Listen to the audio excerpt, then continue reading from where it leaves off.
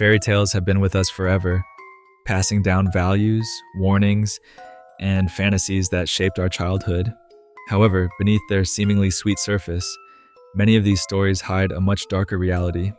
Originally, fairy tales were far more cruel and violent, not just meant to entertain, but to scare and teach lessons through fear. For example, in the Brothers Grimm's version of Cinderella, the stepsisters go as far as mutilating their feet to fit into the glass slipper. One cuts off her toes, while the other slices her heel. However, pigeons sent by Cinderella's mother's spirit expose their deception, and as punishment, peck out their eyes. In Snow White, the evil queen doesn't just try to kill her. She orders the huntsman to rip out her heart and lungs so she can eat them. In the end, when she is defeated, she meets a horrifying fate. She is forced to dance in red-hot iron shoes until she drops dead. The tale of the Pied Piper of Hamelin also has a disturbing origin. Based on a real legend, it tells how the piper, after being hired to rid the town of Hamelin of a rat infestation, and then denied his payment, takes revenge by using his music to lure away all the children. They disappear without a trace. There is no happy ending, and their fate remains unknown. Even Sleeping Beauty, in Giambattista Basile's version, is far more unsettling. The princess isn't awakened by a kiss. Instead, a king finds her unconscious and commits an unspeakable act that I can't say here, but I'm sure you can imagine. 9 months later, still asleep, she gives birth to twins. One of the babies, searching for milk, accidentally sucks on her finger, removing the splinter that kept her in slumber. When she finally wakes, she discovers she has 2 children, and that her attacker, the king, is married to another woman. When we turn these tales into horror stories, we're really just restoring them to their natural state. It's like wiping away the makeup and revealing what was always there. A sinister world hidden beneath the polished, happy endings that were added over time. After making the Foxymations video, I started wondering, are there other analog horror stories based on fairy tales that I haven't seen yet? Well, if you're watching this, I guess you already know the answer. Before we dive in, I want to give a huge thanks to everyone who answered the question in the pinned comment of the last video and for all the support you guys always give me. Remember, if you want to be featured in the next video, just reply to the pinned comment with the following question. Which classic fairy tale do you find the most unsettling? Without further ado, don't forget to leave your precious like and subscribe to help the channel grow and reach more people. Every like is one more coin to escape poverty. If you're not sure what to comment, just type meow in the comment section and I'll give you a heart in return. Comments are super important and help the video a lot, so don't forget to leave yours. Welcome to 3 classic fairy tales turned into analog horror.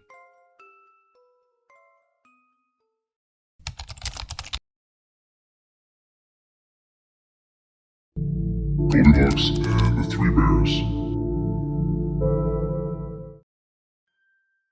Just like in the classic tale, there once was a little girl named Goldilocks, known for her golden, curly hair. One day, while wandering through the forest, she came across a cozy house.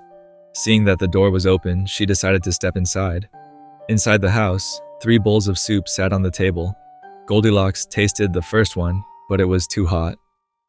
She tried the second, but it was too cold. Finally, she tasted the third. It was just right, so she ate it all up. Then she noticed 3 chairs. She sat in the first one, but it was too big. She tried the second, but it was still too large for her. Finally, she sat in the third, which was small and comfortable. But suddenly, it broke under her weight. Curious, she went upstairs and found 3 beds. The first was too hard, the second too soft. But the third was just right, so she lay down and fell asleep. But soon the owners of the house would return. Why am I still sleepy? Hello, little girl. What are you doing in me and my family's home? Who are you? I'm Papa Bear. Now tell me. What are you doing in our house? I'm terribly sorry. I should be going now. Oh no. You are not going anywhere. I have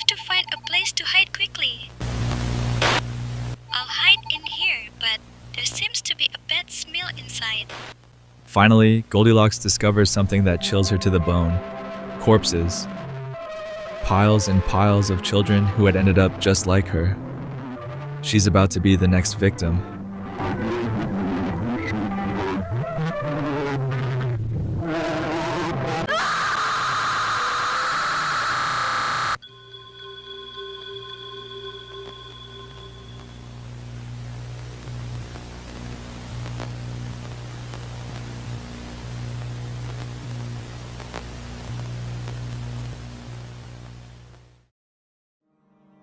Days later, a sheriff sets out to investigate the missing children. However, he crosses paths with one of the bears, and, well, let's just say things don't end well for him, something that was already foreshadowed at the beginning of the video. I'm sure many of you have noticed. This is heavily inspired by the Little Red Riding Hood analog horror. I suppose it's understandable, but I would have liked to see something a bit more original. Anyway, there's something that's been on my mind. Do you remember what Goldilocks said? What if the bear's modus operandi is to leave their house open, with bowls of drugged food, luring in unsuspecting victims who eat, fall asleep, and then get devoured? Well, that felt a bit short, so why don't we move on to another Goldilocks adaptation with an even more grotesque and disturbing ending. In this version, everything unfolds just like before at the beginning. Goldilocks gets lost in the forest and can't find her way back home. Suddenly, hungry and scared, she spots a house in the distance. When she arrives, she notices that the door isn't locked, so, unfortunately, she decides to step inside. The story follows its usual course until Goldilocks falls asleep and the bear family arrives. However, unlike the previous version, these bears have a far more unsettling appearance. Goldilocks quickly realizes this and, driven by her survival instincts, tries to hide before they find her.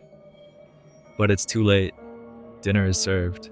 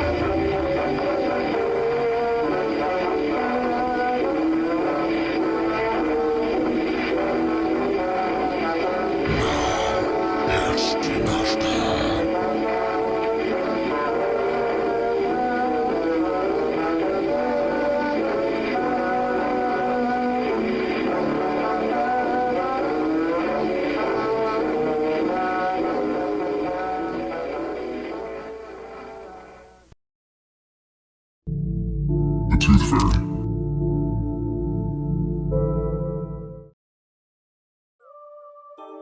This eerie adaptation begins with a warning message, instructing us never to summon the Tooth Fairy.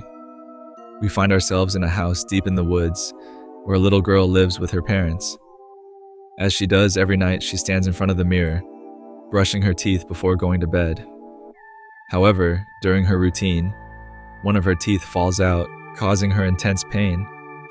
Not knowing what to do, she runs to tell her parents. They dismiss her worries, reassuring her that it's normal at her age. The girl, wanting to get rid of the tooth, is about to throw it away, but her mother stops her, saying it could actually be useful. Should I throw it out the window?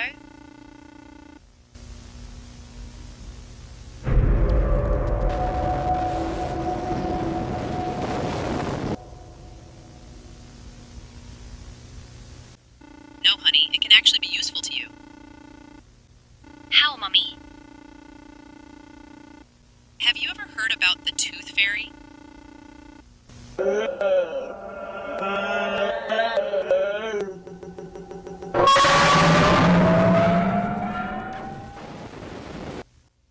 Well, your grandma used to tell me that. If you put a lost tooth under your pillow, the Tooth Fairy will come at night, take your tooth, and leave a coin in its place. Is that true, Daddy? I'm not sure, but if your mom says it,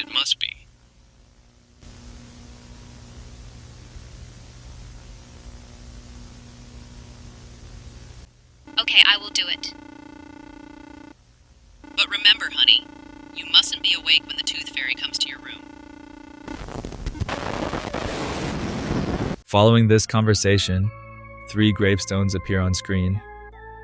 A chilling foreshadowing, 1 grave for each member of the family. Later that night, the girl decides to follow her mother's instructions, placing the tooth under her pillow. The ritual is now complete.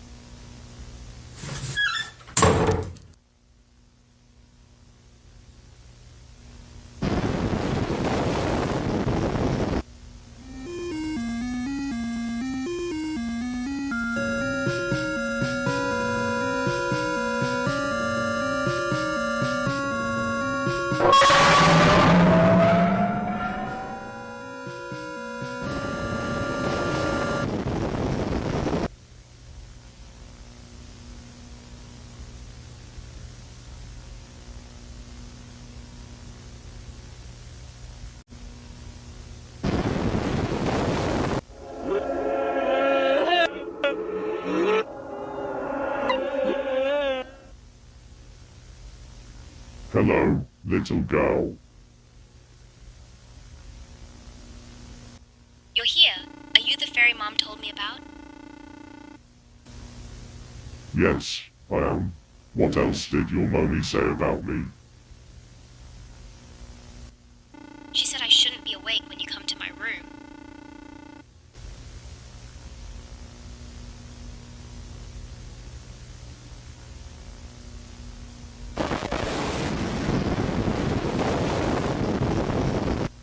Your mommy said that, did she?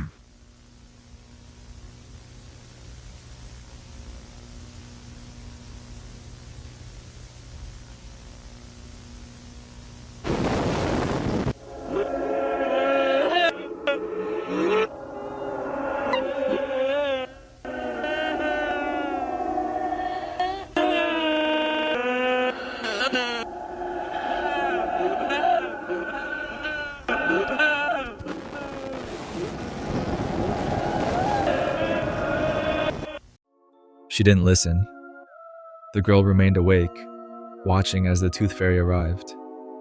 And that was her fatal mistake.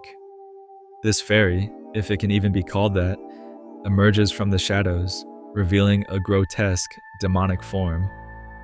Its hollow eyes fixate on the girl as it looms over her, its intentions clear. Then, the girl's screams are drowned out as the entity rips out every single tooth from her mouth. And soon after, the rest of her family meets the same fate. Just remember, Do not wake up when it comes.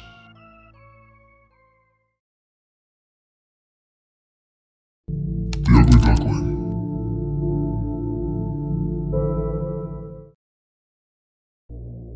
at first glance, the video appears to be a faithful adaptation of the classic tale we all know. However, a sudden glitch disrupts the illusion. The title briefly flickers from The Ugly Duckling to The Beautiful Swan, and at the bottom of the screen, a peculiar message states that the duckling's mother is the creator of this story. Well, not exactly. This will all make sense soon enough. The story begins with a mother swan carefully laying her eggs in a peaceful lake, but when they hatch, she notices that one of her children is different from the rest. This little duckling is constantly bullied and mocked by his siblings and everyone around him, who reject him for his appearance. Even his own mother looks at him with disgust, pecking at him and pushing him away from the nest while coldly stating that he is not her child. From the duckling's perspective, we witness an overwhelming sense of humiliation and rejection. The constant abuse takes a severe toll on his emotional and mental state. Throughout the video, he is shown crying endlessly, his pain intensifying as his family continues to degrade him. At this point, the video has painted a tragic picture of relentless bullying, one that fosters frustration, rage, and crushing self-esteem. In extreme cases, prolonged abuse and isolation can lead to profound psychological suffering.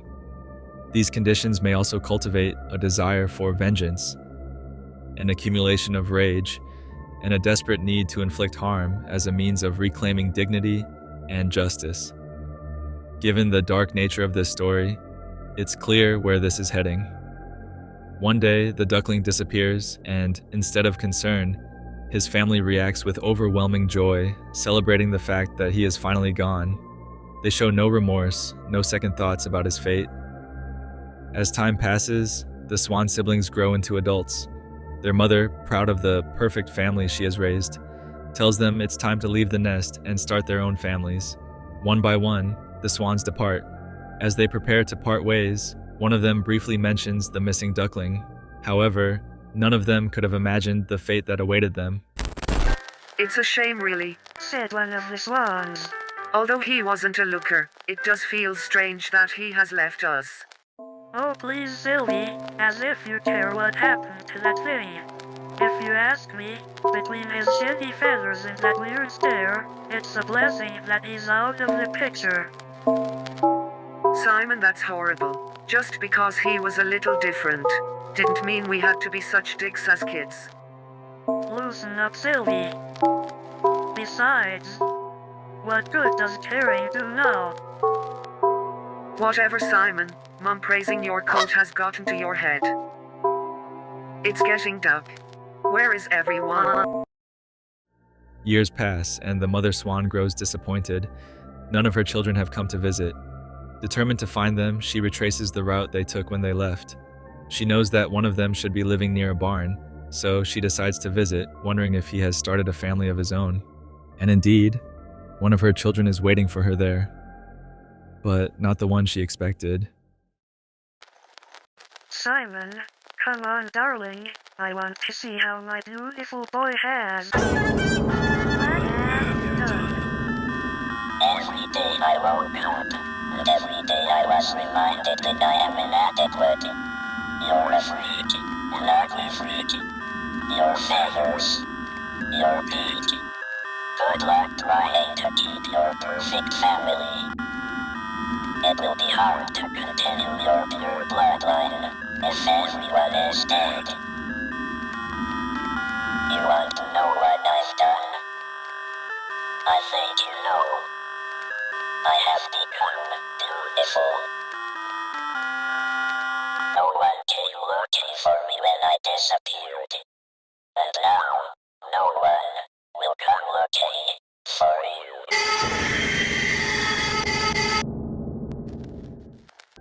In the end, the duckling, now fully grown, slaughters every single swan, including his mother. The last shot reveals him standing among the lifeless bodies of his tormentors, now draped in a suit made entirely of feathers, plucked from their corpses. He was once mocked, ridiculed, and told he was ugly.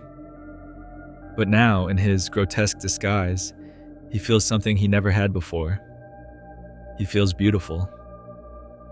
And so, we return to the beginning. The reason why the video states that his mother created this story, because she did. Her cruelty, her rejection, and her words were the catalyst that shaped him into a monster. She and the world around him created a beautiful swan.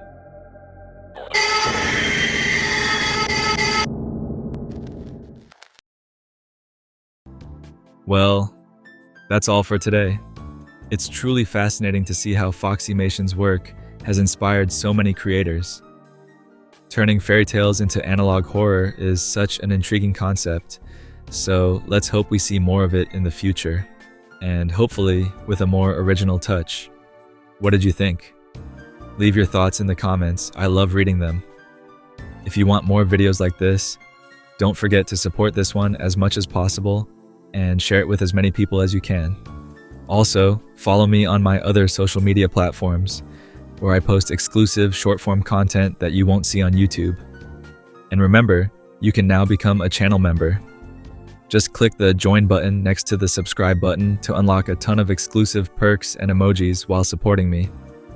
If you're interested, join in. I'd be eternally grateful. Oh, and one last thing. This video was made by a cat, and cats can't talk. Thanks for watching, take care, and see you soon.